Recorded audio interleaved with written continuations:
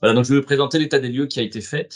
Alors j'ai travaillé, sur le sujet avec une apprentie sur l'année 2020-2021 et l'idée c'était de faire un état des lieux de l'autonomie protéique, sur la région et voir comment on pouvait améliorer, l'utilisation de soja local, hein, donc de graines de soja produites sur la région. Hop, donc on a eu une enquête auprès de 65 élevages, hein, sur la région.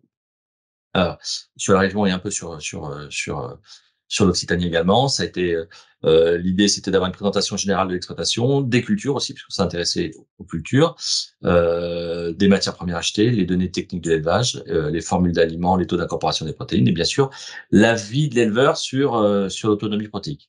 Alors ce travail a été fait aussi en collaboration avec Airfaf et en fait, on a interrogé essentiellement des éleveurs qui fabriquent, leur aliment, à la ferme.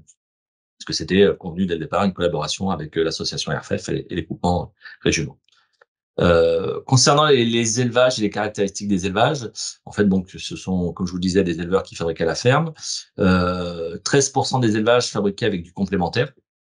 C'est-à-dire qu'ils achètent, pas de matières premières protéiques et 87 des élevages, fabriquaient, avec des aliments minéraux et donc en achetant des tourteaux, et les matières premières complémentaires nécessaires à leur exploitation.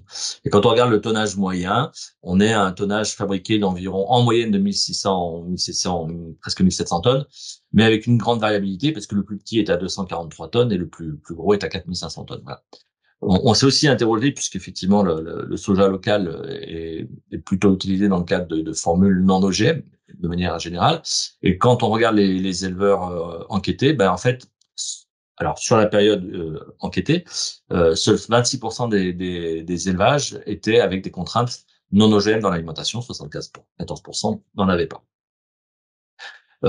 Si on regarde un peu plus loin la typologie des élevages, ben, dans la région, les plupart des élevages enquêtés, 66, c'était des naisseurs engraisseurs. Hein. Donc, et après, on avait des engraisseurs, en deuxième partie plutôt des postes engraisseurs, quelques naisseurs engraisseurs partiels et des engraisseurs purs. Voilà, 9%. C'est quand même essentiellement quand même des naisseurs engraisseurs dans notre enquête.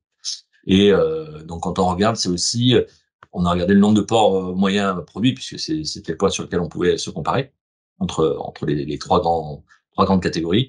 Effectivement, c'est aussi des naisseurs engraisseurs plutôt gros, puisqu'en moyenne, ils produisent 5 500 porcs.